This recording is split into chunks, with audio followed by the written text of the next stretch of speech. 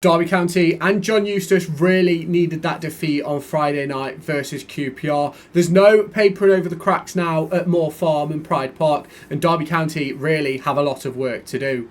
John Eustace will be back on the training pitch on Monday morning, and this squad have a lot of work to do if they want to compete to stay in this division, and that is obviously the task set for John Eustace by the owner David Clowes. Now, obviously we can talk about all the deficiencies Derby County have had over the season, but I think the performance on Friday night speaks absolute volumes. For 20 minutes, Derby County looked a much better outfit, controlling the game a lot better and getting into the opposition half.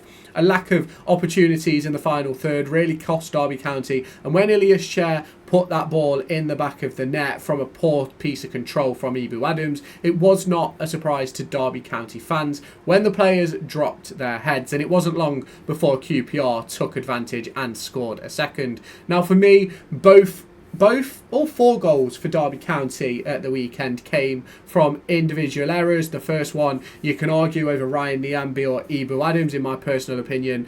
For throw-ins these days, you go square more than you go down the line, and Ibu Adams being unable to take the ball under pressure is a real problem for Derby County, and it has been for a long time, and it's something which really does need to be discussed within the club. I love Ibu Adams, his tackling, his smile, it's amazing, but it does not win you football matches, and what Derby County need in that midfield is a real addition of technical ability, and that's something which can now be looked at by John Eustace. He's seen the ability of Ibu Adams, he's seen the ability of Ben Osborne. In my opinion, I think Kenzo played about 15-20 minutes and was the best midfielder we had on the pitch across the course of the 90 minutes, in my personal opinion, and that's something that we will see. Goal number 2, it comes from Ibu Adams' ball chasing, and it opens up the space for the switch of play, something which can be worked on by John Eustace, about disciplining players, of staying in position and being able to hold areas rather than chasing men all the time. We've been so used to that sort of man-to-man effect of Paul Warne that we really need to sort of pull away from that and sit in areas, sit in zones, and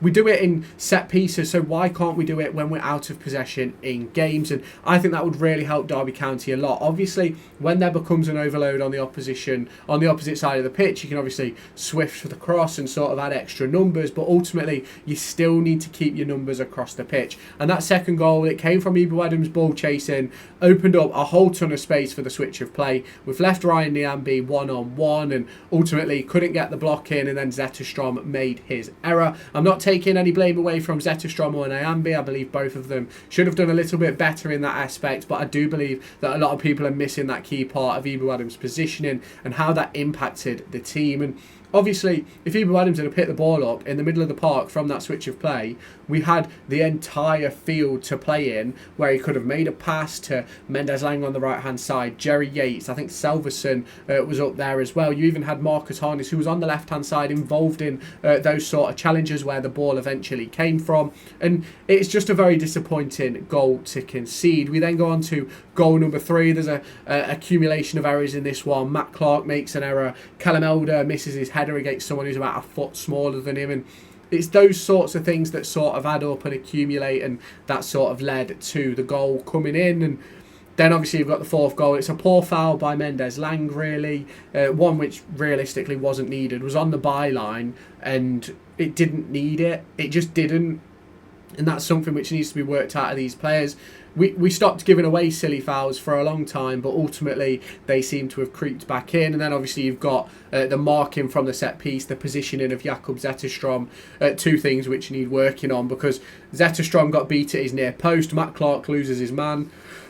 And what more can you ask from QPR? They did exactly what they needed to do, scored some really nice goals. Obviously Elias Chair scoring that first one, it really knocked the wind out of the sails of Derby County, and these are all the reasons why we needed that defeat, because now John Eustace has seen the full play. He's seen how this team reacts in difficult circumstances. He's seen how this team plays when they go behind, and ultimately it's not a team that looks like it's ever going to pick up any points from behind. So it's going to be really important over the course of the next week that John Eustace drills into these players about picking up their performance levels, not dropping heads, and being able to be on the front foot from minute 1 to minute 90. And obviously at times that is going to be on the front foot without the ball. It's going to be on the front foot with the ball, but these are all things which John Eustace can now work on. Obviously, I spoke yesterday about free agents, and I do believe that Derby County would be doing the right thing in bringing 2 or 3 free agents in and really adding to this squad at Derby County. But will it happen? I don't know. Obviously, I don't know the budget situation at Derby County. You look at the £10 million we got for Arian cash in, and we've only really spent 4.5 of that. So realistically, where's the other 4.5, £5 million that is supposed to be in the transfer kitty? It will be interesting to see if those players are able to come in. A player like Ryan Kent, Brandon Williams, on a 6-month deal till the end of the season, I think would have a massive improvement to some of the players in this squad already. I do believe we maybe need another body in the middle. And I think if you look at Derby County and you look at QPR, you can see the difference in quality of players. We've got Ibu Adams sitting, breaking up play, whereas they've got Jonathan Varane. The difference between the two players is crazy. Varane can pick up the ball and then make a pass. Varane can win a tackle and make a pass, whereas Ibu Adams always looks a little bit lost when he gets on the ball, and whether that will change under John Eustace, I don't know. Obviously, we've seen some really nice passes from him over the course of the last few days, switch of plays mainly, but it's something which he needs to sort of work on in his game, and in my personal opinion, at his age, there's not really much improving he's going to be able to do.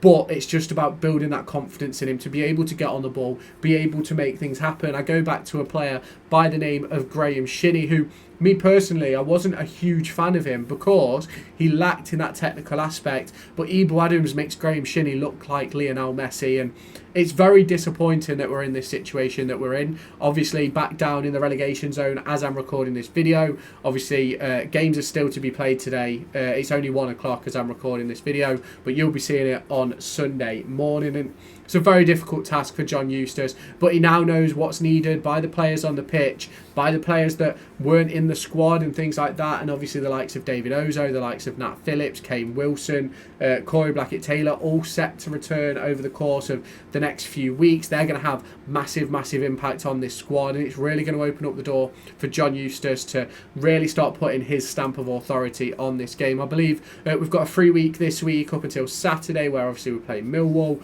and then I think we've got a free week after when we play on Saturday again, which will be 2 very, very important games for Derby County. Now, obviously, within those couple of weeks, John Eustace has got a big job on his hands, and obviously getting these players into a system. It's obviously, we play on the 22nd, we play on the 1st, we then play on the 8th. So it's 3 free weeks before we have a midweek fixture, which is at home versus Coventry.